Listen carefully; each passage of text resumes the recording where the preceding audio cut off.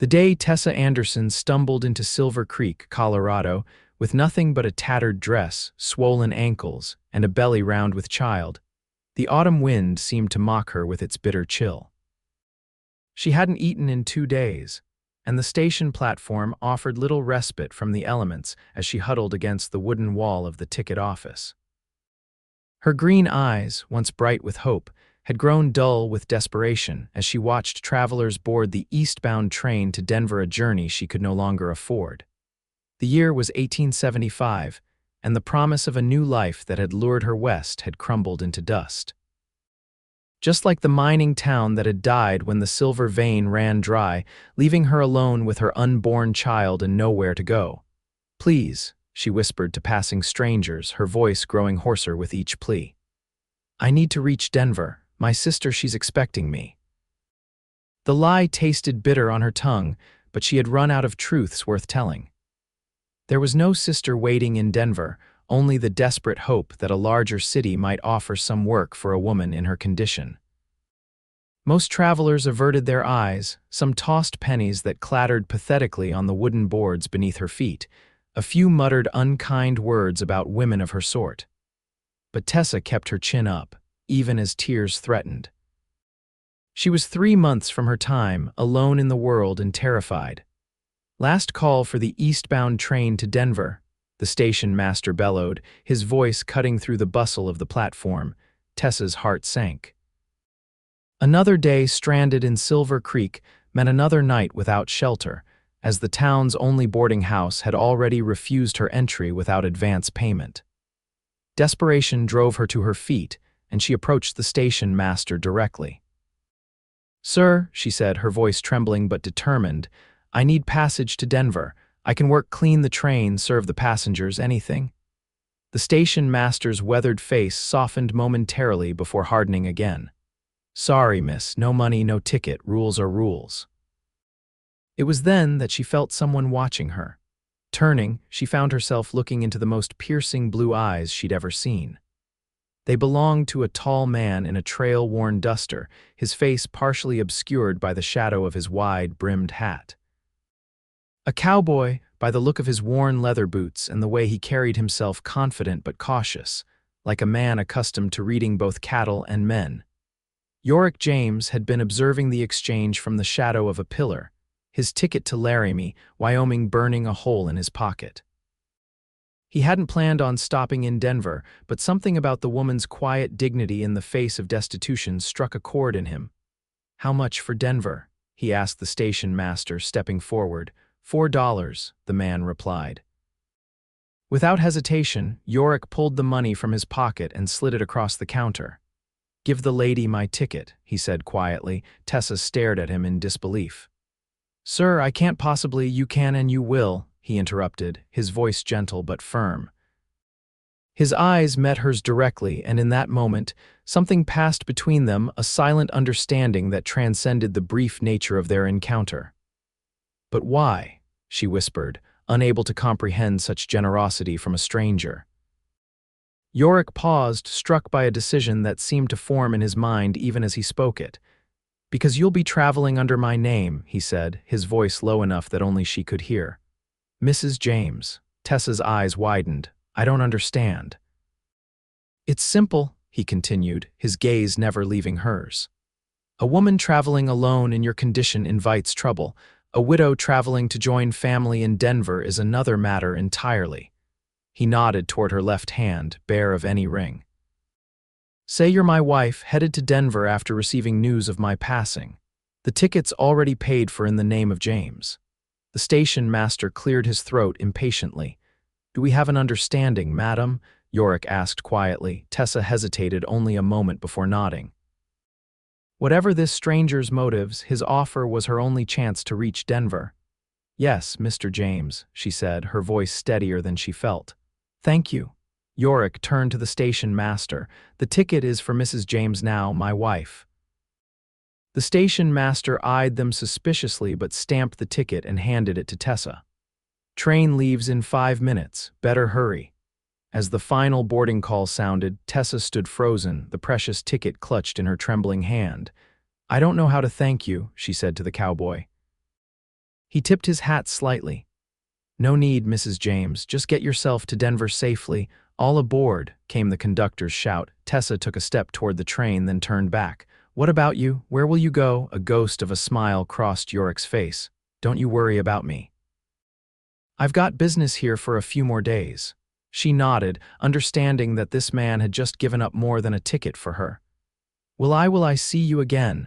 The world has a way of bringing people back together, Mrs. James," he replied cryptically.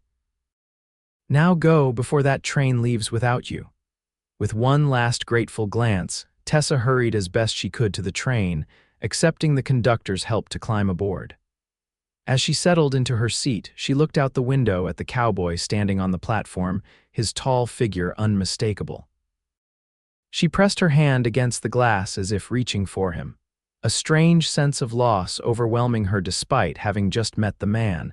The train whistle blew, and with a lurch, it began to pull away from the station. Tessa watched Yorick James grow smaller as the distance between them increased, wondering if she would ever have the chance to properly thank the man who had given her more than just a ticket. He'd given her his name, and with it, the promise of safety.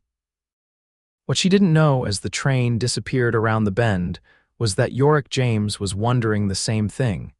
His hand resting on the ticket to Laramie, he'd pulled from his other pocket a decoy he'd purchased earlier that day after changing his plans. In truth, he'd already secured passage on the same Denver-bound train in a car several behind where Tessa now sat. He hadn't told her everything. He couldn't, not yet. But he intended to keep an eye on Mrs. James, at least until Denver. After all, a man had to protect his wife even if she'd only been his wife for all of 5 minutes on a dusty train platform in Silver Creek.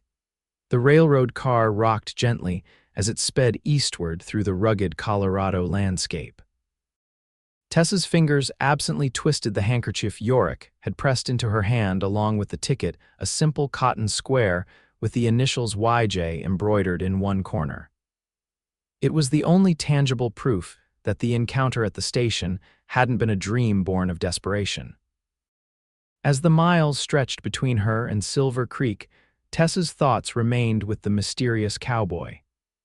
His kindness seemed so out of place in a world that had shown her little mercy since her husband's death 6 months earlier. Thomas Anderson had been a dreamer, convincing her to leave their modest home in Illinois for the promise of silver riches in Colorado. He died in a mine collapse 3 months after they'd arrived, leaving her with nothing but mounting debts and the child growing inside her.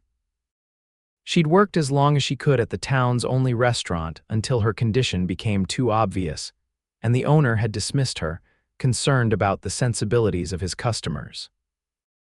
With no money left and the boarding house threatening eviction, she'd made the desperate decision to try reaching Denver, where rumors of charitable houses for women in her situation gave her a thin thread of hope to cling to. Lost in these thoughts, Tessa didn't notice the conductor approaching until he stopped at her seat. "Ticket, please, madam," he said, his voice not unkind. She handed over the precious slip of paper. "Thank you." The conductor examined it briefly. "Mrs. James, is it? Traveling alone?" Tessa swallowed hard, remembering Yorick's instructions. "Yes, sir, I'm a widow going to join my sister in Denver." The conductor's face softened. "I'm sorry for your loss, madam. These are hard times out here for a woman alone." He returned her ticket with a respectful nod. "If you need anything during the journey, just ask for Conductor Miller." "Thank you," Tessa said, relief washing over her as the man moved on to the next passenger. She turned her attention back to the landscape rushing past the window. The train had begun its ascent into the Rocky Mountains, and the views were spectacular towering pines, dramatic cliffs, and in the distance, snow-capped peaks that seemed to touch the very sky. It was beautiful, yet Tessa felt a pang of sadness that she had no one to share it with. The baby kicked as if reminding her that she wasn't truly alone. She placed her hand on her swollen belly and whispered, "We'll be all right, little one, I promise." A few hours into the journey, hunger began to gnaw at her insides. She had no money for the dining car, but the smell of food wafting through the train was almost unbearable after days of near starvation. Just as she was considering asking Conductor Miller if there might be some work she could do in exchange for a meal, a porter appeared beside her seat with a tray. "Mrs. James?" he asked. Tessa blinked in surprise. "Yes, your meal, madam," the porter said, setting down the tray containing a bowl of steaming stew, fresh bread, and a cup of tea. "There must be some mistake," Tessa said, though her mouth watered at the sight of the food. "I didn't order anything." The porter looked confused. "It's been paid for, madam, by a gentleman." He glanced around, then shrugged. "He didn't leave a name, just said to make sure the pregnant lady in car 3 got a hot meal." After the porter left, Tessa stared at the food, a lump forming in her throat. Could it be? Had Yorick somehow arranged this before she boarded? Or was there another kind soul on the train? Either way, she couldn't refuse such generosity when her child needed nourishment. She ate slowly, savoring each bite and feeling stronger with every mouthful. As twilight descended over the mountains, the train continued its eastward journey. Passengers began settling in for the night, some attempting to sleep in their seats while others produced blankets and pillows from their luggage. Tessa had nothing but her shawl to wrap around herself, and she resigned herself to an uncomfortable night. Just then, Conductor Miller appeared at her side, carrying a small bundle. "Mrs. James, the sleeping arrangements have been sorted," he said quietly. "There's a berth prepared for you in the Pullman car." Tessa stared at him in confusion. "But I don't have a ticket for a sleeping berth." The conductor smiled. "It seems you have a guardian angel on this train, madam. Someone's paid the difference, and they asked me to give you this." He handed her the bundle, which turned out to be a warm blanket and a small pillow. Too stunned to question further, Tessa followed the conductor to the Pullman car, where a comfortable berth awaited her. After settling in, she unfolded the blanket and discovered a small envelope tucked inside. With trembling fingers, she opened it to find a $10 bill and a note written in a strong, masculine hand. "For your arrival in Denver. Find a safe place for the night and I'll find you tomorrow. YJ." Tessa's heart began to race. Yorick was on the train. He hadn't abandoned her at the station after all. But why the secrecy? Why not simply approach her directly? The questions swirled in her mind as exhaustion finally overcame her, and she drifted into the first peaceful sleep she'd had in weeks. Meanwhile, several cars back, Yorick James sat in the smoking car, nursing a whiskey and staring out at the darkened landscape. He hadn't planned on revealing himself to Tessa until Denver, but something about her vulnerability and courage had stirred something protective in him. He needed to ensure she was comfortable, fed, and rested. "Quite the charitable streak you've developed, James," came a familiar voice from behind him. Yorick didn't turn around. "Didn't expect to see you on this train, Marshal Turner." United States Marshal Daniel Turner settled into the seat opposite Yorick, his weathered face illuminated by the glow of his cigar. "Wasn't planning on it.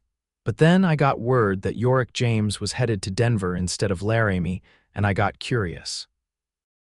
"I'm not breaking any laws by changing my travel plans," Yorick said evenly. The marshal studied him thoughtfully. "No, you're not, but you're not exactly a man who does things without reason." He paused to take a draw on his cigar. "Like buying a ticket for a pregnant woman and claiming her as your wife." Yorick's jaw tightened. "You've been watching me, Turner. It's my job to watch people, especially those with your history." The marshal leaned forward.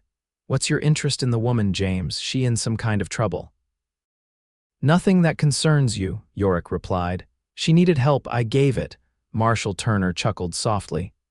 "The notorious Yorick James showing charity to a stranger, that's not the man I've been tracking for 2 years." "Perhaps you don't know me as well as you think," Yorick said, meeting the marshal's gaze steadily. "Perhaps." Turner stood, adjusting his coat to reveal the badge pinned to his vest. "Just remember, James, I'll be watching. Denver's under my jurisdiction, and I don't take kindly to trouble in my territory." After the marshal departed, Yorick drained his whiskey, his mind troubled. He hadn't expected Turner's presence to complicate matters, but the marshal's interest in his actions was concerning. The last thing he needed was law enforcement scrutiny, not with what awaited him in Denver, and now there was Tessa to consider. He'd acted on impulse at the station, driven by something he couldn't quite name: chivalry, compassion. Or perhaps it was the way her green eyes had flashed with determination, even as she begged a spirit that refused to be broken by circumstance. Whatever it was, he now felt responsible for her, at least until she was safely settled in Denver. After that, he would need to focus on his own business that was far too dangerous to involve an expectant mother. Yet as the train rumbled through the night, carrying them both toward an uncertain future in Denver, Yorick couldn't shake the feeling that their paths had crossed for a reason, and that reason extended beyond a chance encounter at a train station. Dawn broke over the eastern plains of Colorado as the train began its final approach to Denver. Tessa woke to golden light streaming through the window of her berth, momentarily disoriented by the unfamiliar comforts surrounding her. The events of the previous day came rushing back: the desperate begging at Silver Creek Station, the unexpected kindness of a stranger, and the mysterious provisions that had appeared throughout her journey. She dressed quickly, smoothing her worn dress as best she could and pinning her honey-brown hair into a simple knot at the nape of her neck. The note from Yorick was safely tucked into her pocket, the $10 representing more money than she'd had in months. Approaching Denver Union Station. 20 minutes to arrival, called the conductor as he passed through the car. Tessa gathered her meager belongings, heart pounding with a mixture of anxiety and anticipation. Would Yorick truly find her in Denver as promised, and what then? She'd accepted his help out of desperation, but she knew nothing about this man beyond his extraordinary generosity. As the train pulled into Denver's impressive new Union Station, Tessa was struck by the bustle and grandeur of the city. Silver Creek had been little more than a dying mining town. Denver was a thriving metropolis, with brick buildings stretching toward the sky and streets teeming with carriages, wagons, and people of all descriptions. She disembarked slowly, one hand supporting her lower back as she navigated the steps down to the platform. The station was crowded, and she scanned the faces anxiously, searching for Yorick's distinctive blue eyes and tall figure. Mrs. James. Tessa turned to find Conductor Miller approaching with a porter in tow. "Yes, I've been instructed to ensure you reach your destination safely," the conductor said. "This porter will help with your bags and see you to a carriage." "But I don't have any bags," Tessa admitted, embarrassed. "And I'm not sure where I'm going yet." The conductor looked surprised but recovered quickly. "Well, the gentleman was quite insistent that you be taken care of. Perhaps the Hartwell Hotel on 17th Street. It's respectable, and they often accommodate ladies traveling alone." Tessa hesitated, then nodded. The $10 would cover a room for a night or two while she waited for Yorick to find her as he'd promised. "Yes, the Hartwell would be fine, thank you." The porter led her through the station to the carriage stand outside, where he hailed a handsome cab and gave the driver instructions to the Hartwell Hotel. As Tessa climbed into the cab, she couldn't help scanning the crowd one last time, hoping for a glimpse of Yorick. Instead, her eyes met those of a different man, older, with a badge glinting on his chest and a calculating expression that made her uneasy. He tipped his hat to her, a gesture that felt more like a warning than a courtesy, before disappearing into the throng of travelers. The Hartwell Hotel proved to be a modest but clean establishment in the heart of Denver's growing business district. The clerk at the desk raised an eyebrow at Tessa's lack of luggage and obvious pregnancy, but accepted her payment for 2 nights without comment. Her room was small but comfortable, with a narrow bed, washstand, and a window overlooking the busy street below. For the first time in weeks, Tessa allowed herself a moment of pure relief. She had shelter, a small amount of money, and the promise of help from Yorick. It wasn't much, but it was infinitely better than her situation just 24 hours earlier. After washing her face and hands in the basin provided, Tessa decided to venture out to purchase a few essentials.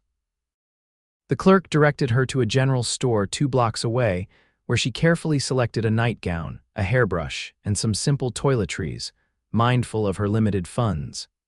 As she exited the store, the fine hairs on the back of her neck prickled with the sensation of being watched. Glancing around, she caught a glimpse of a tall figure in a duster on the opposite side of the street, but when she looked again, he was gone. Was it Yorick?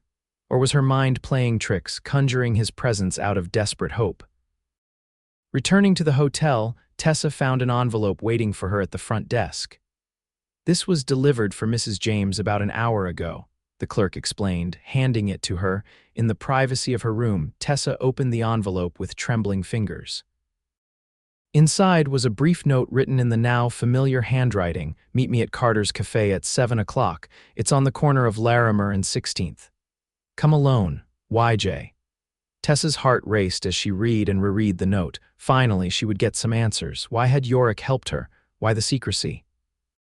And most importantly, what did he expect in return for his kindness? At precisely 6:45 that evening, Tessa left the Hartwell Hotel, dressed in her freshly brushed and pressed dress, her hair arranged as neatly as possible without proper pins or combs.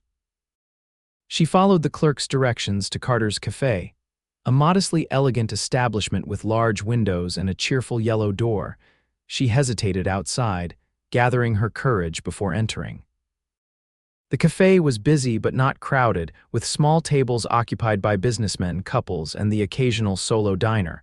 A waitress approached as Tessa stood uncertainly near the entrance. "May I help you, madam?" "I'm meeting someone," Tessa replied, scanning the room. "Mr. James." The waitress nodded. "Oh yes, he's expecting you. This way, please." She led Tessa to a corner table partially screened from the rest of the cafe by a decorative wooden partition, and there, rising to his feet as she approached, was Yorick James. Seeing him properly for the first time without the shadow of his hat obscuring his features, Tessa was struck by how handsome he was. Strong jaw, those piercing blue eyes she remembered, and dark hair that curled slightly at his collar. He looked younger than she'd initially thought, perhaps 30 at most, though there was a weathered quality to his face that spoke of a hard life lived primarily outdoors. "Mrs. James," he said, a hint of irony in his tone as he pulled out her chair. "Please sit down." Tessa settled herself, suddenly tongue-tied in the presence of her mysterious benefactor. "Mr. James," she finally managed, "I don't know how to thank you for everything you've done." Yorick returned to his seat, studying her with an intensity that made her cheeks warm. "No need for thanks. You seem to be doing well." "Thanks to you," she said quietly, "but I don't understand why you've gone to such lengths to help me. We're strangers," he signaled to the waitress. "Let's order first, you must be hungry." The meal that followed was the best Tessa had eaten in months: roast chicken, fresh vegetables, warm bread, and even a slice of apple pie for dessert. Throughout the meal, Yorick deftly deflected her questions about himself, instead asking about her situation, how she'd ended up pregnant and alone in Silver Creek. Tessa found herself telling him everything: her marriage to Thomas, their move west, his death, and her subsequent struggles. "So the baby's father is gone," Yorick said, his expression unreadable. "Yes," Tessa confirmed. "I have no one. That's why I was trying to reach Denver. I'd heard there are charitable houses here for women in my situation." Yorick's jaw tightened. "Those places can be worse than the streets, Mrs. Anderson?" It was the first time he'd used her real name, and Tessa realized he must have overheard her at the station. "Please, call me Tessa, and I have no choice. I need to find work, a place to live before the baby comes." He was silent for a long moment, seeming to wrestle with some internal decision. Finally, he leaned forward, his voice low. "I may have a proposition for you, Tessa, but before I explain, there's something you should know about me." Her heart quickened at his serious tone. "What is it?" "I'm not the good man you think I am," Yorick said, his blue eyes holding hers. "I've done things that would make most decent folk cross the street to avoid me. I've been running from my past for 2 years, and it's catching up to me here in Denver." Tessa felt a chill despite the warm cafe. "Are you a criminal, Mr. James?" A ghost of a smile crossed his face. Yorick, please, and no, not exactly, though the law might disagree with that assessment. "Then what? There's a man named Marshall Blackwell," Yorick interrupted, his voice hardening. He owns half this city, including the largest cattle operation in Colorado. 2 years ago, he had my brother killed over a land dispute, made it look like an accident. Tessa's hand flew to her mouth. I'm so sorry. I've spent those 2 years gathering evidence against him, Yorick continued. And now I'm in Denver to finally bring him to justice. The problem is I'm being watched by both Blackwell's men and a U.S. Marshal who thinks I'm planning to take the law into my own hands. Are you? Tessa asked softly. Yorick's gaze was steady. I want justice, not revenge.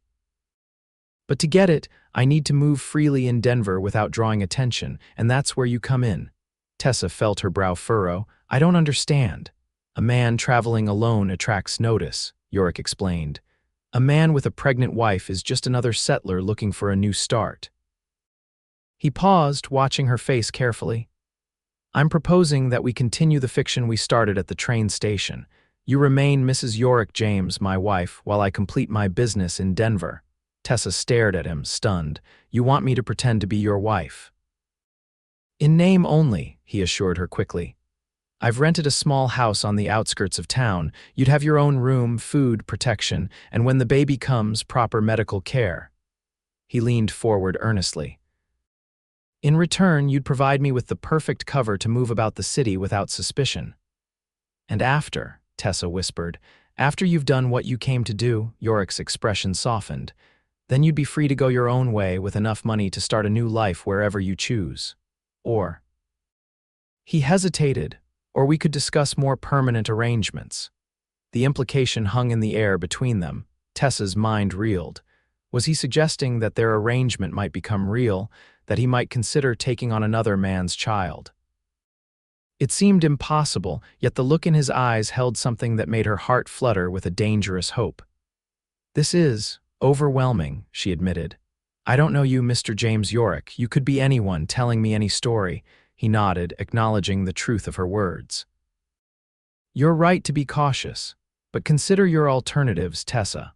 A charitable home where they'll likely take your baby from you once it's born, or a chance for safety, security, and perhaps. He didn't finish the thought. Tessa looked down at her hands, resting protectively over her swollen belly. The child inside her deserved better than the desperate future she'd been facing. And despite the mystery surrounding him, something about Yorick James made her trust him. His actions had backed up his words from the moment they'd met. If I agree, she said slowly, I want your word that you won't involve me in anything dangerous or illegal. My first responsibility is to my child. You have it, he said solemnly. Your safety, both of you, would be my priority. Tessa took a deep breath, knowing she was about to change the course of her life once again. Then yes, Yorick, I'll be Mrs. James, at least until your business in Denver is concluded. Relief washed over his face, followed quickly by determination. You won't regret this, Tessa, I promise you that. As they left the cafe together, Tessa couldn't help wondering if she'd just made the wisest decision of her life or the most foolish. Only time would tell. But as Yorick helped her into the waiting carriage, his hand strong and steady beneath her elbow, she felt something she hadn't experienced in months: hope.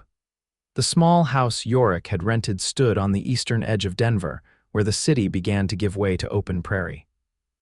It was a modest wooden structure with a front porch, 2 bedrooms, a kitchen, and a small parlor. Simple furnishings filled the rooms, nothing fancy but clean and serviceable. To Tessa, after months of precarious living, it seemed like a palace.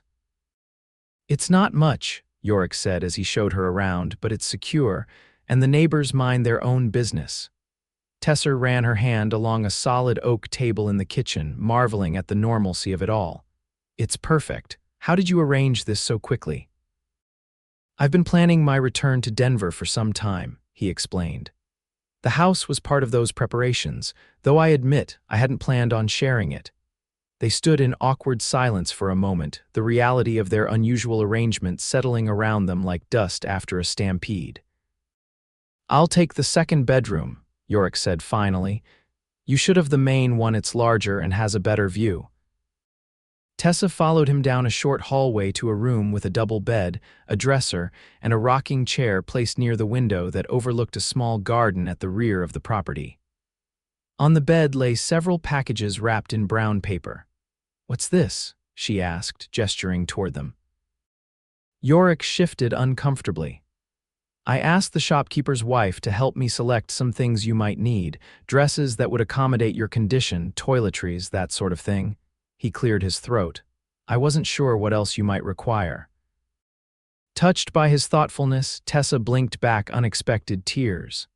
"Thank you, this is more than I could have hoped for," he nodded, clearly uncomfortable with her gratitude. "I'll let you get settled. There's a pump in the kitchen for water if you want to freshen up." "I need to go out for a while, there are people I need to see." "Of course," Tessa said, suddenly anxious at the thought of being left alone in a strange house. "Will you be back for supper?" "I'll try," he promised. "There's food in the pantry. Make yourself at home, Tessa." "This is your house now, too." After Yorick left, Tessa explored her new temporary home more thoroughly. The kitchen was well stocked with essentials: flour, sugar, coffee, salt, and even some fresh vegetables and meat in the icebox. In the parlor, she found a small bookshelf with a dozen or so volumes, mostly practical guides to ranching and farming, but also a few novels, including a well-worn copy of Jane Eyre. She returned to her bedroom and unwrapped the packages Yorick had left. Inside, she found 3 dresses made of sturdy, practical fabric designed for a woman in her condition. There were also nightgowns, undergarments, stockings, and a warm shawl.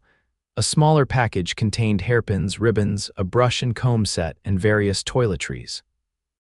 The final package held baby items: tiny gowns, diapers, blankets, and a small stuffed bear. Tessa held the soft toy to her chest, overwhelmed by the generosity of a man who was still essentially a stranger to her. As evening approached, she set about preparing a simple supper, finding comfort in the domestic task after so long without a kitchen of her own. She had just set the table when she heard the front door open. Yorick appeared in the kitchen doorway, removing his hat as he entered. "Something smells good." "Just a stew," Tessa said, suddenly shy, "and biscuits. I hope that's all right." "More than all right," he assured her, hanging his hat on a peg by the door. "I can't remember the last time I had a home-cooked meal." They ate together, the initial awkwardness gradually giving way to more comfortable conversation. Yorick asked about her life before coming west, and Tessa found herself sharing stories of her childhood in Illinois, her parents who had died of influenza when she was 16, and the teaching position she'd held before marrying Thomas. "You were a teacher?" Yorick asked, seeming genuinely interested. "Yes, in a small school outside Springfield," Tessa confirmed. "I loved it. Working with children was always my calling, I think. That's one reason I'm so determined to keep my baby. He or she is all the family I have left." Yorick's expression softened. "You'll be a good mother, Tessa, I can tell." "Thank you," she said, touched by his confidence. "And what about you? You've told me why you're in Denver, but nothing about your life before." He was silent for a moment, as if weighing how much to reveal. "I was raised on a small ranch in Texas," he finally said. "My father died when I was 14, leaving my brother and me to run things. We did all right until the war came. I fought for the Confederacy, not because I believed in the cause, but because Texas was my home." Tessa nodded, understanding. The Civil War had ended a decade ago, but its shadows still stretched across the country, dividing loyalties and shaping lives. "After the war, there wasn't much left of the ranch," Yorick continued. "My brother Joel and I headed west, eventually settling near Laramie. We were building something good there until Blackwell decided he wanted our water rights." His jaw tightened. "Joel refused to sell. A week later, he was found at the bottom of a ravine with a broken neck. They said his horse threw him." "But you didn't believe it," Tessa said softly. "I knew Joel. He could ride anything with 4 legs, and he treated that horse like it was made of gold." Yorick's voice had dropped to a near whisper. "And there were other signs, bruises that didn't match a fall, tracks showing he wasn't alone when he died." "Did you go to the law?" Yorick's laugh was bitter. "The local sheriff was in Blackwell's pocket. When I started asking questions, I suddenly found myself facing trumped-up charges of cattle rustling. I had to leave town in the middle of the night or face a hanging." "So you've been on the run since then?" "Not just running," he corrected. "Gathering evidence." There have been others like Joel, people who stood in Blackwell's way and met with accidents. I've tracked down witnesses, collected testimonies. And now I'm here to present it all to Judge Harmon, the only man in Denver's justice system not corrupted by Blackwell's money. Tessa studied his face in the lamplight, seeing the determination etched in every line. This wasn't a man consumed by blind revenge. This was someone fighting for justice in the only way left to him. And Marshall Turner, you mentioned he's watching you. Yorick sighed. Turner's a good man, but he only sees the letter of the law. He knows I'm after Blackwell, and he's worried I plan to take justice into my own hands. His eyes met hers across the table. I won't lie to you, Tessa. Part of me wants to put a bullet in Blackwell's black heart.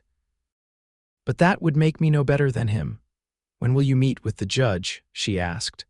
I'm still waiting for one last witness to arrive in Denver, Yorick explained. A man who worked for Blackwell and saw him order a family burned out of their home when they refused to sell their land. Once he's here, we go to Judge Harmon together.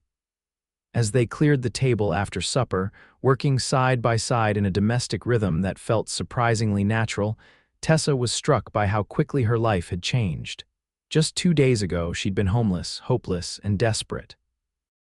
Now she had shelter, security, and the company of a man whose quest for justice stirred something deep within her. Yorick, she said as they finished washing the dishes, thank you, not just for the ticket or the house or the clothes, but for trusting me with the truth. He turned to face her, and for a moment, something flickered in his blue eyes, a warmth that made her breath catch. Thank you for believing me, he said quietly, and for agreeing to this arrangement. I know it can't be easy to put your faith in a stranger.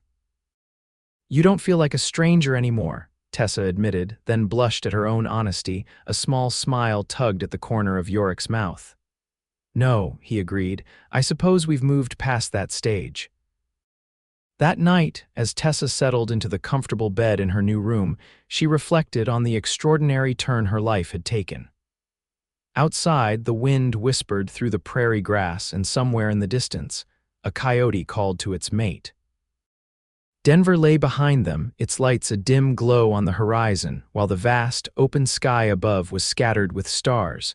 She placed her hand on her rounded belly, feeling the gentle movement of the child within. We're safe for now, little one, she whispered. And maybe, just maybe, we've found someone who might care about us. It was a dangerous thought, she knew.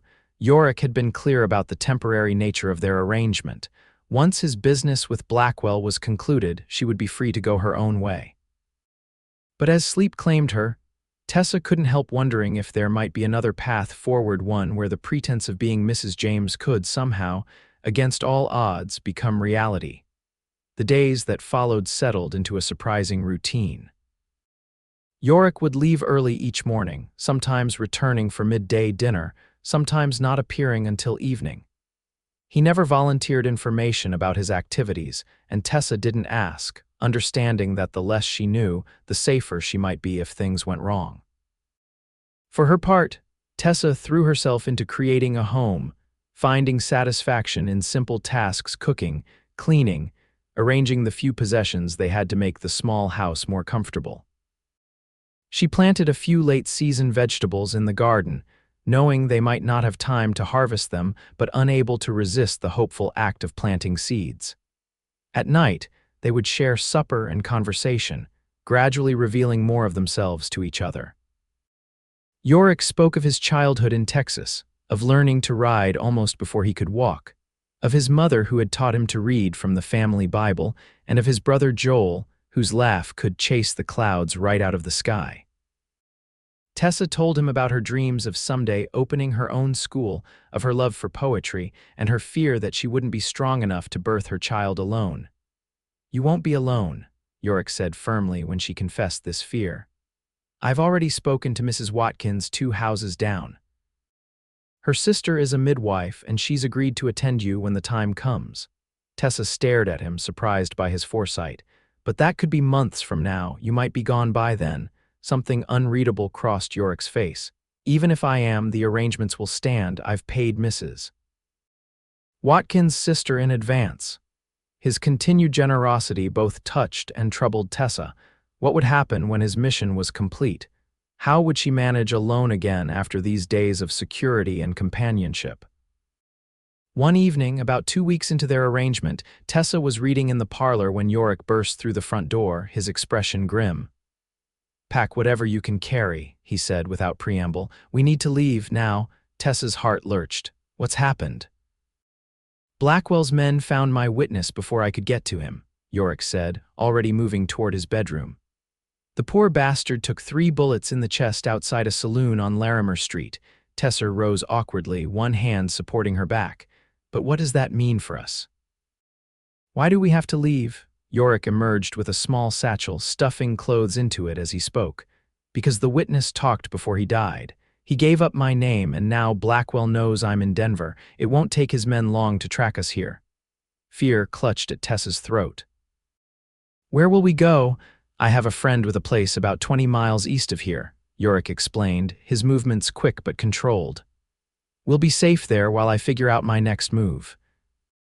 Tessa hurried to her room as fast as her pregnant body would allow, gathering the essentials into a carpet bag, changes of clothing, the baby items, her hairbrush, and the copy of Jane Eyre she'd been reading. Her hands trembled as she worked, her mind racing with the implications of their sudden flight. Whatever security she'd begun to feel in this small house was being stripped away in an instant. When she returned to the parlor, Yorick was checking his revolver, his face set in hard lines she hadn't seen before. The sight of the weapon made the danger they were in suddenly, terrifyingly real. "Ready?" he asked, looking up at her. Tessa nodded, unable to trust her voice. "There's a wagon out back," Yorick said, holstering his gun. "We'll take the prairie tracks, stay off the main roads." As they stepped onto the porch, the sound of approaching hoofbeats froze them in place. Yorick pushed Tessa back into the shadow of the doorway, his hand going to his gun. "Stay here," he whispered. "If anything happens to me, run for the neighbors. Mrs. Watkins will help you." Before Tessa could protest, Yorick stepped forward to meet whoever was approaching. Through the crack in the door, she watched as a lone rider came into view, a man wearing a U.S. Marshal's badge that caught the last rays of the setting sun. "Evening, James," called Marshal Turner, reining his horse to a stop at the edge of the property. "Looks like you're planning a trip." "Just heading out to visit a friend," Yorick replied evenly. "What brings you all the way out here, Marshal?" Turner dismounted, his movements unhurried. "Heard about what happened to Carson over on Larimer Street. Thought you might be interested, seeing as he was your witness against Blackwell."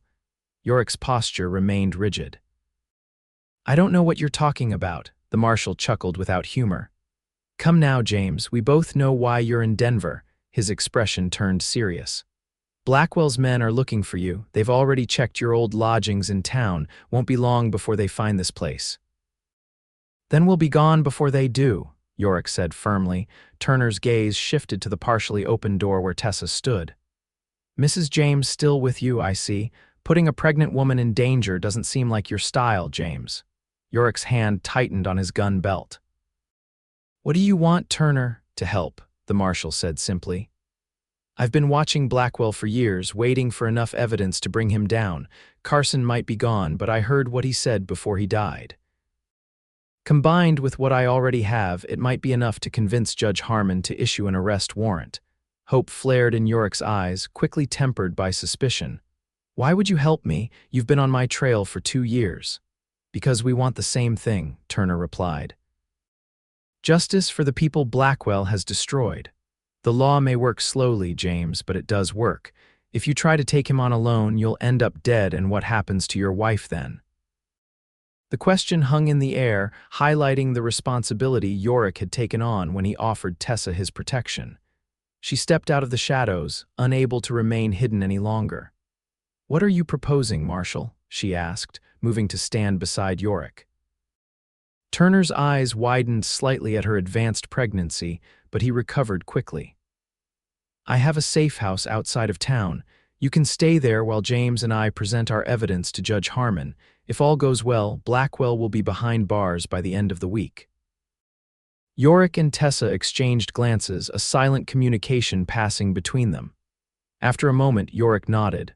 All right, Turner, we'll do it your way, but if this is some kind of trap, it's not, the marshal interrupted. You'll have to trust me on that. He glanced at the darkening sky. We should move now while we still have some light. The safe house is about an hour's ride from here. As they loaded their meager belongings into Turner's wagon, Tessa felt a strange mixture of fear and relief. The danger was real, but they weren't facing it alone anymore. And perhaps if the marshal was true to his word, Yorick's quest for justice might soon be over. What would happen then? Would he still want her to remain Mrs. James? The question lingered in her mind as they set off into the gathering darkness, leaving behind the little house that had, for a brief time, felt like home. The safe house turned out to be an abandoned ranch tucked away in a hidden valley about 10 miles from Denver. The main building was weathered but solid, with thick walls and small windows that could be easily defended. A barn and corral stood nearby, along with a well that provided fresh water. "It's not much," Turner said as he helped Tessa down from the wagon, "but it's secure. Blackwell doesn't know about this place, and my deputies are the only ones who know we're here." Inside, the ranch house was sparsely furnished but clean. A large main room served as both kitchen and living area, with a stone fireplace that dominated one wall. Two small bedrooms opened off the main room, each containing a narrow bed and a chest for clothing.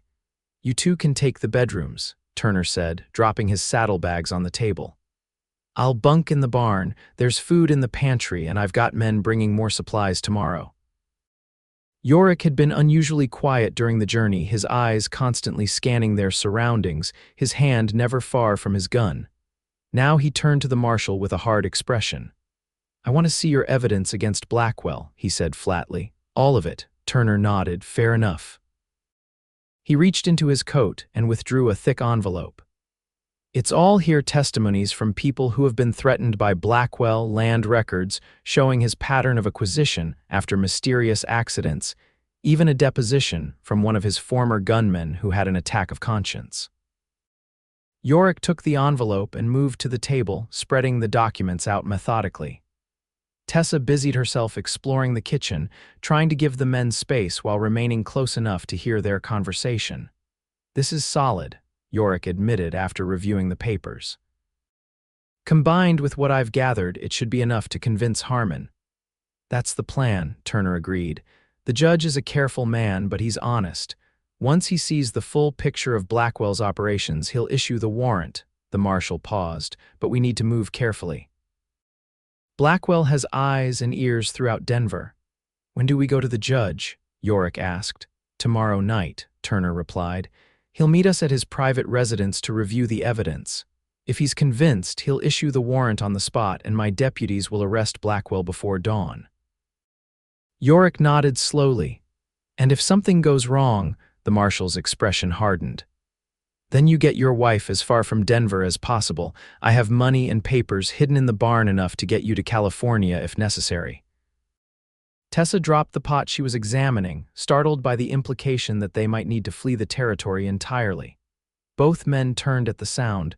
"Are we truly in that much danger?" she asked, her voice barely above a whisper. Turner's face softened slightly. "I won't lie to you, Mrs. James. Marshal Blackwell is a dangerous man who's used to getting his way. If he learns that we're building a case against him, he'll stop at nothing to prevent it from reaching a judge." He glanced at Yorick. "Your husband has good reason to want justice, but Blackwell has killed for less." Yorick moved to Tessa's side, his hand coming to rest protectively on her shoulder. "Nothing's going to happen to you," he assured her. "I promise." The weight of that promise hung in the air as Turner excused himself to check the perimeter of the property, leaving them alone in the ranch house. "Did you mean that?" Tessa asked quietly after the marshal had gone. "About keeping me safe." Yorick's blue eyes met hers, serious and intent. "Every word. I brought you into this, Tessa. I won't let any harm come to you or your child." She studied his face, seeing the determination there, but also something else, something that made her heart beat faster. "This isn't what you agreed to when you gave me your ticket and your name," she said. "You couldn't have known it would lead to this." A ghost of a smile touched his lips. "No, I couldn't, but I don't regret it." "Neither do I," Tessa admitted, surprising herself with the truth of it. Despite the danger, despite the uncertainty, she couldn't wish away the events that had brought her to this moment. Standing so close to Yorick that she could feel the warmth radiating from his body, for a breathless instant, it seemed he might close the distance between them. Then, from outside, came the sound of Turner returning, and the moment was broken. That night, alone in the small bedroom, Tessa lay awake long after the lamps had been extinguished, listening to the unfamiliar sounds of the ranch and thinking about Yorick in the room next door. Tomorrow night would either bring resolution to his quest for justice or force them to flee. Either way, their time together was drawing to a close, and the thought filled her with an unexpected sorrow. The baby shifted restlessly within her, as if sensing her unease. "SHHH," she whispered, rubbing her belly soothingly. "It's all right. We're safe." But even as she spoke the words, she wondered if they were true. Morning brought clear skies and a sense of anticipation that hung over the ranch like a thundercloud. Turner left early, riding to Denver to make final preparations for the meeting with Judge Harmon. Yorick spent the day checking and rechecking his gun, pacing the perimeter of the property, and reviewing the evidence against Blackwell again and again. Tessa kept busy with domestic tasks, finding comfort in their normalcy, preparing meals, washing dishes, sweeping the worn wooden floors. By mid-afternoon, however, the tension had become unbearable, and she joined Yorick on the porch, where he stood gazing toward the distant outline of Denver. "What happens after tonight?" she asked, the question that had been weighing on her mind finally finding voice. "If all goes as planned and Blackwell is arrested," Yorick turned to her, his expression guarded. "I haven't thought that far ahead." "Haven't you?" Tessa pressed gently. "You must have had some plan for after your quest was complete." He sighed, running a hand through his dark hair. "I thought I might head back to Texas, see if there was anything left to salvage of the old ranch, or maybe push further west to California or Oregon." He paused, seeming to choose his words carefully. "What about you? What will you do when the baby comes?" Tessa looked out over the valley, considering. "I'm not sure. Find work as a teacher, perhaps. If anyone will hire a woman with a child and no husband, you could." Yorick began, then stopped, as if uncertain how to continue. "Could what?" Tessa asked, her heart suddenly racing. Before he could answer, the sound of approaching riders drew their attention. Turner had returned, accompanied by 2 deputies. The marshal's expression was grim as he dismounted. "Change of plans," he announced without preamble. "Blackwell's leaving Denver tonight, taking a private train to San Francisco. If we don't move now, we'll lose our chance."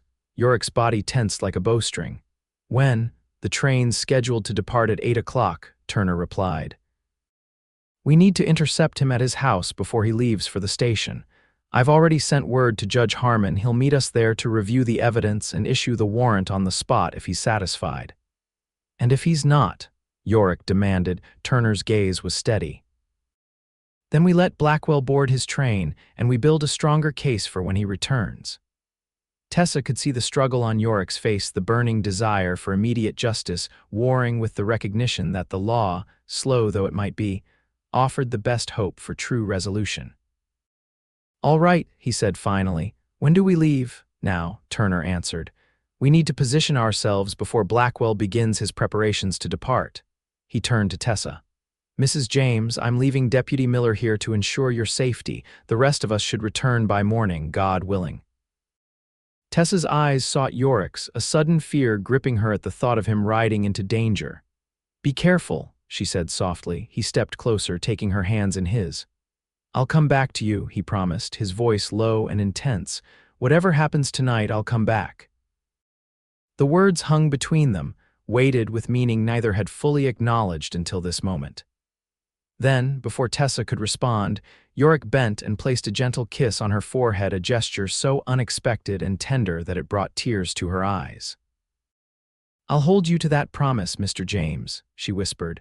With a final squeeze of her hands, he turned away, following Turner to where the horses waited. Tessa watched them ride off, 3 figures growing smaller against the vast Colorado landscape until they disappeared from view entirely. Left alone with Deputy Miller, A young man who looked barely old enough to wear a badge. Tessa retreated into the ranch house, her mind and heart in turmoil. Fear for Yorick's safety warred with hope for what might come after if he returned as promised. "He'll be fine, madam," Deputy Miller said, seeming to sense her worry. "Marshal Turner knows what he's doing, and from what I hear, your husband's no stranger to tight spots." Tessa managed a small smile at the young man's attempt to reassure her. "Thank you, Deputy, I'm sure you're right." As evening descended, casting long shadows across the valley, Tessa prepared a simple supper for herself and the deputy. They ate mostly in silence, the ticking of the clock on the mantel marking the passage of time with agonizing slowness. 8 o'clock came and went. 9, 10. Tessa tried to read, tried to knit a blanket for the baby, tried anything to keep her mind from conjuring the worst possibilities. By 11, she had taken to pacing the floor, one hand supporting her back, the other resting protectively on her belly. "Maybe you should try to get some rest, madam," Deputy Miller suggested gently. "They might not be back until morning." Tessa nodded, acknowledging the sense in his words even as she doubted her ability to sleep.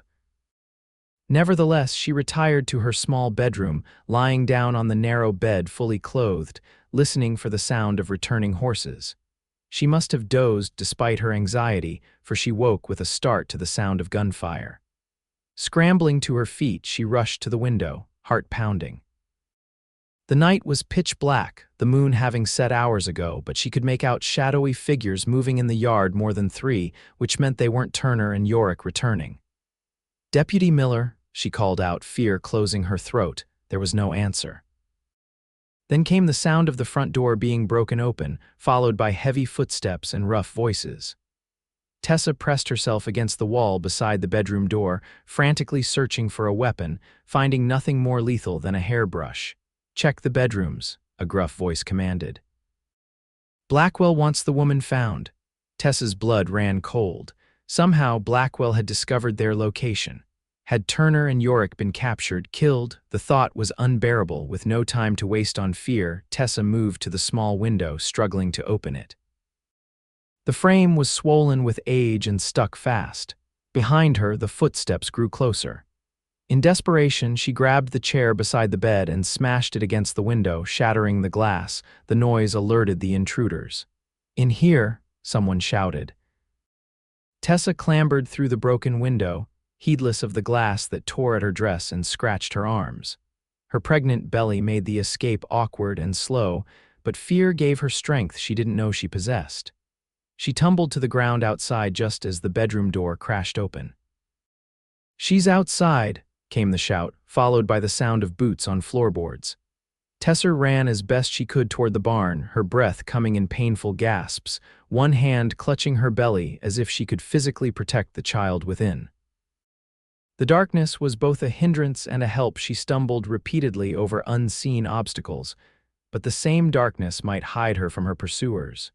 Reaching the barn, she slipped inside, frantically searching for a place to hide. The smell of hay and horses filled her nostrils as she made her way to the back, where stacked bales provided a possible refuge. With effort, she squeezed herself into a space between the hay and the wall, pulling loose straw over herself as best she could.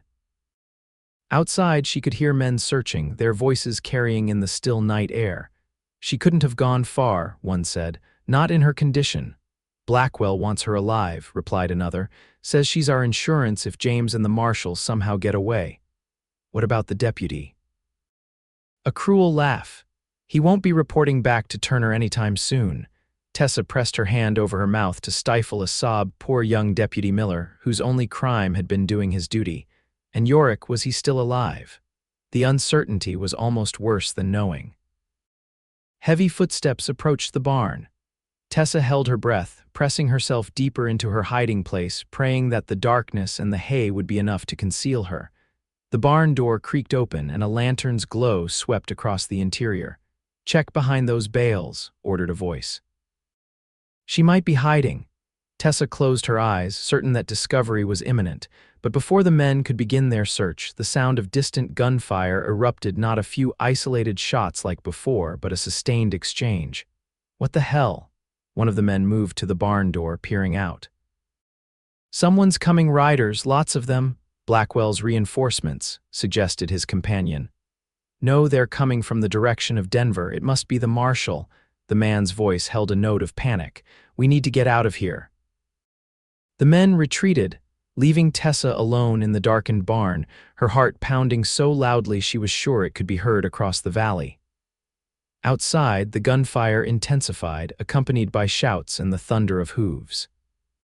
She remained hidden, too terrified to move, uncertain whether the newcomers were friend or foe. Time seemed to stretch endlessly as the battle raged.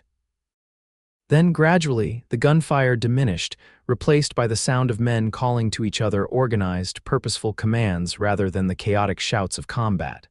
Search every building. Find Mrs. James.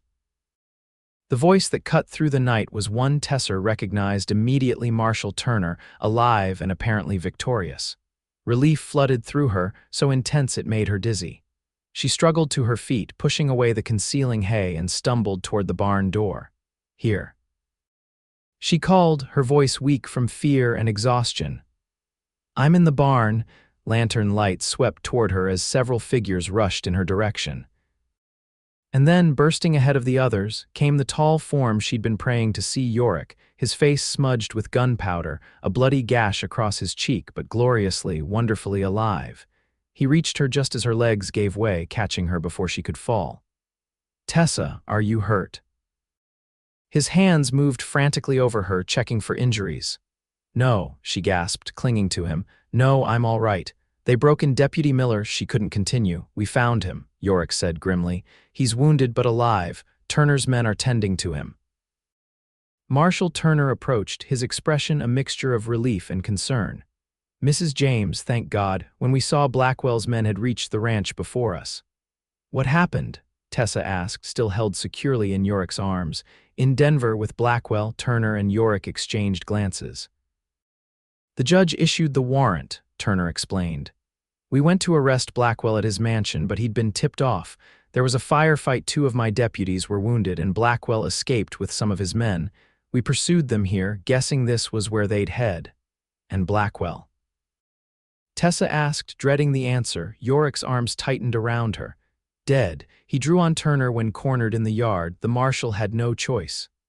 Tessa looked to Turner for confirmation, and the older man nodded solemnly. It's over, Mrs. James. Blackwell can't hurt anyone anymore. The words should have brought only relief, but Tessa felt a strange mixture of emotions: gratitude for their safety, sorrow for the violence that had touched them all, and a growing uncertainty about what would happen next. Yorick had achieved the justice he sought.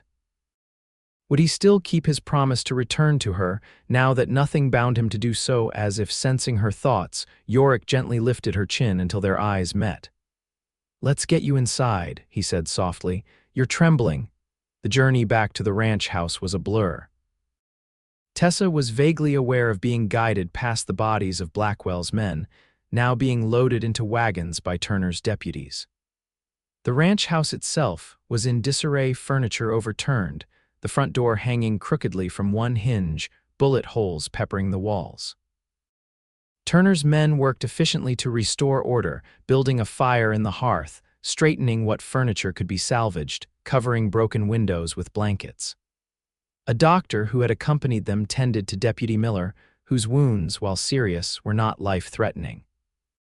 Through it all, Yorick remained at Tessa's side, his presence a solid anchor in the chaos. He cleaned the cuts she'd received from the broken window glass, his touch gentle as he washed away the blood and applied salve to prevent infection. You were very brave, he said as he worked, his voice low enough that only she could hear. Tessa shook her head. I was terrified. If you hadn't come when you did, but we did, Yorick interrupted firmly, and you kept yourself and your child safe until help arrived. That takes courage, Tessa. She managed a weak smile, the events of the night catching up with her as exhaustion settled deep in her bones. Yorick noticed immediately. You need rest, he said, helping her to her feet. The bedroom's a mess, but Turner's men have set up a cot in the pantry. It's the only room without broken windows. Tessa allowed him to guide her to the small pantry, where indeed a narrow cot had been placed, piled with blankets to ward off the chill of the autumn night. She sank onto it gratefully, too tired to protest when Yorick knelt to remove her shoes. "Will you stay?" she asked, the words escaping before she could reconsider them. His hands stilled, and when he looked up, his blue eyes held an emotion she couldn't quite name. "Yes," he said simply. "I'll stay right outside the door. Nothing will harm you tonight, Tessa, I swear it." It wasn't exactly what she had meant, but exhaustion prevented her from clarifying. Instead, she squeezed his hand in silent thanks before giving in to the overwhelming need for sleep. When Tessa woke, pale morning light was filtering through the small pantry window. For a moment, she was disoriented, the events of the previous night seeming like a terrible dream. Then the aches in her body reminded her that it had all been real: the attack, the escape, the final confrontation with Blackwell's men. She rose slowly, her back protesting after a night on the narrow cot. Outside the pantry door, she found not Yorick but Marshall Turner, seated at the kitchen table with a cup of coffee. "Good morning, Mrs. James," he said, rising at her appearance. "How are you feeling?" "I'm all right," Tessa replied, glancing around the room. Where's Yorick?" The marshal gestured toward the porch. "Outside. He's been up since dawn, helping my men clear away the evidence of last night's events." His expression softened slightly. "He wouldn't leave until he was sure you were safe, even though he hadn't slept at all."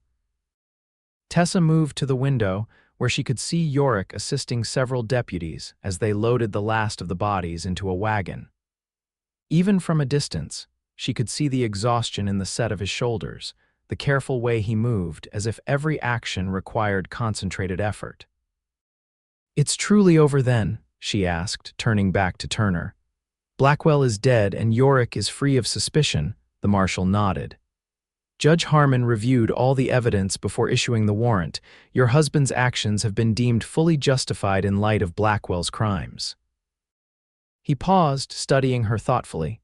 "He's a free man now, Mrs. James, free to go wherever he chooses." The implication hung in the air between them. Tessa suspected that the marshal knew their marriage was not what it appeared to be, but he was offering her the courtesy of maintaining the fiction. "Thank you, Marshal," she said simply, "for everything you've done." Turner acknowledged her gratitude with a slight incline of his head. "I'll be returning to Denver with my men and our cargo. Deputy Miller will be transported to the doctor in town. Will you and James be coming with us?" Before Tessa could respond, Yorick appeared in the doorway, looking trail-worn and exhausted, but somehow more at peace than she had ever seen him. "If it's all the same to you, Marshal," he said, his eyes finding Tessa's across the room, "I think we'll stay here a while longer. Mrs. James needs rest after last night's ordeal, and the ranch seems secure enough now." Turner glanced between them, a knowing look in his weathered face. "As you wish, I'll have supplies sent out tomorrow." He drained his coffee cup and rose to leave. "James, a word before I go." The two men stepped onto the porch, their conversation muted but intense. Tessa busied herself preparing breakfast from what remained in the pantry, trying not to speculate about what they might be discussing. When Yorick returned, he looked troubled but determined. He accepted the plate of food she offered with a grateful nod, then sat heavily at the table, the events of the past 24 hours clearly catching up with him.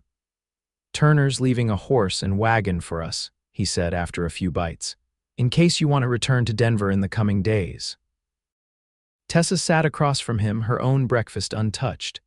"Is that what you want, to return to Denver?" Yorick set down his fork, meeting her gaze directly. "What I want," he said slowly, "is to know what you want, Tessa. Our arrangement was predicated on my need for cover while I pursued Blackwell. That need no longer exists. So the arrangement is concluded," Tessa said softly, her heart sinking despite her efforts to remain pragmatic. "That depends," Yorick replied, his voice equally quiet, "on whether you wish it to be." Tessa's breath caught. "What are you saying, Yorick?" He reached across the table, his hand covering hers. "I'm saying that what began as a convenient fiction has become something else, at least for me." His blue eyes were intent on hers, vulnerable in a way she had never seen before. "I care for you, Tessa. More than I expected to, more than is perhaps wise given our circumstances." "And what circumstances are those?" she asked, hardly daring to hope for what his words seemed to suggest. You're carrying another man's child, Yorick said simply. A child that will be born in a matter of months. And I'm a man with a past that might still bring danger to your door, despite Blackwell's death. Is that all? Tessa couldn't help the small smile that curved her lips. I thought perhaps you were going to mention something truly insurmountable. Surprise flickered across Yorick's face, followed by a tentative hope. You're not concerned about those things? Of course I am, Tessa admitted.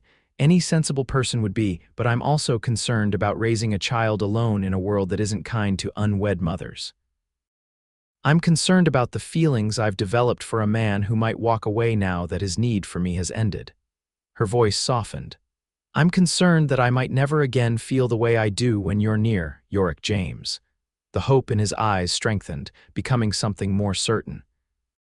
And how is that, Tessa Anderson? Safe, she whispered. Valued, seen for who I truly am. She turned her hand beneath his, their fingers intertwining. Loved, perhaps, though I hardly dare to hope for that. Yorick's grip tightened. Then hope, he said, his voice rough with emotion. Because it's already true. I've fought against it, told myself it was madness to fall in love with a woman I barely know, a woman carrying another man's child. But the heart doesn't always listen to reason, and mine has chosen you, Tessa. Tears welled in her eyes, spilling over despite her efforts to contain them. And mine has chosen you, she confessed. Against all logic, against all prudence, I love you, Yorick James. He rose then, moving around the table to kneel beside her chair, taking both her hands in his. Then be my wife, he said earnestly. Not just in name, but in truth. Let me help you raise this child and perhaps others afterward. Let me build a life with you, Tessa, wherever you wish to go. Yes, she answered without hesitation. Yes, I will be your wife, Yorick. In truth and in name and in every way that matters. His smile transformed his face, erasing the hardness and weariness, revealing the man he might have been if life had been kinder to him. Then we have a deal, Mrs. James, he said softly, rising just enough to press his lips to hers in a gentle, questioning kiss. Tessa responded with all the emotion that had been building since that moment on the train platform when a stranger had offered her his ticket and his name. The kiss deepened, a promise and a beginning all at once, until the baby kicked so vigorously between them that they both felt it and broke apart, laughing. I think someone approves of this arrangement, Yorick said, placing his hand reverently on Tessa's rounded belly. Or perhaps objects to being squished, she replied with a smile. Then, more seriously, Yorick, are you certain? This child will never be yours by blood. Blood isn't what makes a family, he said firmly. Love does, and I already love this child, Tessa, because it's a part of you. His expression grew solemn. I swear to you now that I will raise this child as my own, with all the care and devotion any father could give. Tears threatened again, but Tessa blinked them back, choosing joy over overwhelming emotion. Then we truly are a family already, she said, placing her hand over his where it rested on her belly. All three of us. In the days that followed, they remained at the ranch, slowly transforming it from a temporary shelter to something that felt like a home. Turner kept his word, sending supplies and news from Denver. The ranch, it turned out, had been seized from one of Blackwell's associates years earlier and had been sitting empty ever since. The marshal suggested that, should they wish to stay, arrangements might be made for them to purchase it at a nominal price. Yorick and Tessa discussed their options thoroughly. They could return to Texas, to Yorick's family land. They could push on to California or Oregon, where the past might be easier to leave behind. Or they could stay right where they were, in the hidden valley that had witnessed both violence and love. I think we should stay, Tessa said one evening as they sat on the mended porch, watching the sunset paint the Colorado sky in brilliant oranges and purples. At least until the baby comes. This land feels right somehow. Yorick's arm tightened around her shoulders. Then we'll stay, he agreed. And afterward, if you still feel the same, we'll make it permanent. Build something here that's ours. 2 weeks later, they were married properly by a judge who rode out from Denver at Turner's request. It was a simple ceremony, witnessed only by Turner himself and Mrs. Watkins, who had been brought from Denver to assist Tessa as her time grew nearer. That night, as Tessa lay in Yorick's arms, their marriage now true in every sense, she marveled at the journey that had brought them to this moment. From desperate begging at a train station to finding love and hope in the aftermath of violence, it seemed almost impossible that such a transformation could occur in the span of mere weeks. "What are you thinking?" Yorick murmured, his fingers tracing lazy patterns on her bare shoulder. "That life is strange," Tessa replied, snuggling closer to his warmth. "A month ago I had nothing, no home, no hope, no future I could imagine, and now I have everything I could want." Yorick pressed a kiss to her forehead. "Not everything, there's still a small person we're waiting to meet." As if on cue, the baby kicked, making them both laugh. "Not too much longer now," Tessa said, placing Yorick's hand where the movement could be felt most strongly. "Another month, perhaps less." "I can't wait," Yorick admitted, a note of awe in his voice as he felt the child's movements beneath his palm. "Though I'll admit to being terrified at the prospect of being responsible for such a small life." "We'll learn together," Tessa assured him, touched by his honesty. "That's what family does, family." The word held such warmth, such promise. From strangers to spouses to parents, their journey together was only beginning, but the foundation they'd built felt strong enough to weather whatever challenges lay ahead. 3 weeks later, on a snowy December morning, Tessa went into labor. Mrs. Watkins took charge with calm efficiency, sending Yorick out to pace the porch despite the cold. Hours passed, the winter sun making its brief arc across the sky and disappearing behind the mountains before Mrs. Watkins finally called Yorick inside. In the bedroom, Tessa lay exhausted but radiant, cradling a small bundle wrapped in the blanket she'd been knitting since their arrival at the ranch. "Come meet your son," she said softly as Yorick approached, awe and uncertainty warring on his face. He sank onto the edge of the bed, staring at the tiny red face visible amid the folds of the blanket.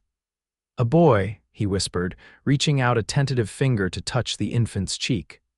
"A healthy, strong boy," Mrs. Watkins confirmed from where she was cleaning up. "Born with a full head of dark hair and a pair of lungs that would do a cavalry bugler proud." "Would you like to hold him?" Tessa asked, watching Yorick's face closely. He hesitated only a moment before nodding. With careful movements, Tessa transferred the baby into his arms. Yorick cradled the tiny form against his chest, his expression transforming into one of absolute wonder as the infant's hand closed reflexively around his finger. "Hello, little man," he said, his voice rough with emotion. "I'm your pa." Tessa felt tears of joy spill down her cheeks at the simple declaration.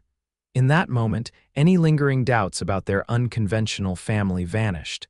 The child might not carry Yorick's blood, but he was Yorick's son in all the ways that truly mattered. "What shall we call him?"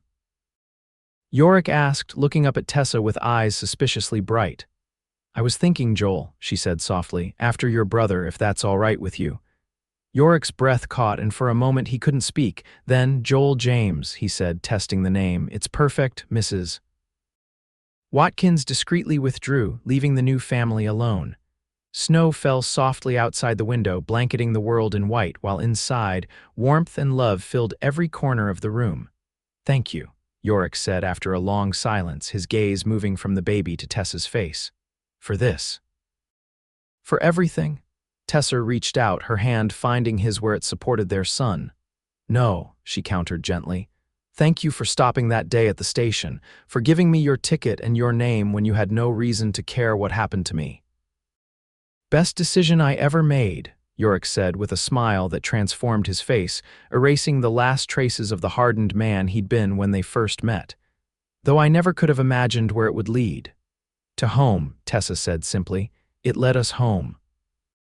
As if in agreement, little Joel made a soft sound, settling more comfortably in his father's arms.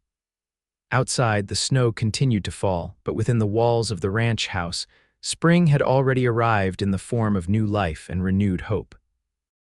In the years that followed, the James family thrived in their hidden valley. Yorick proved to be a natural father, patient and loving with Joel, teaching him to ride almost as soon as he could walk. Tessa reopened the small schoolhouse in the nearest town, riding in 3 days a week to teach the local children, often with Joel and later his siblings in tow. Marshall Turner remained a steadfast friend, visiting whenever his duties brought him to their part of Colorado. It was during one such visit, 2 years after Joel's birth, that he brought news that finally put to rest the last shadows of Yorick's past.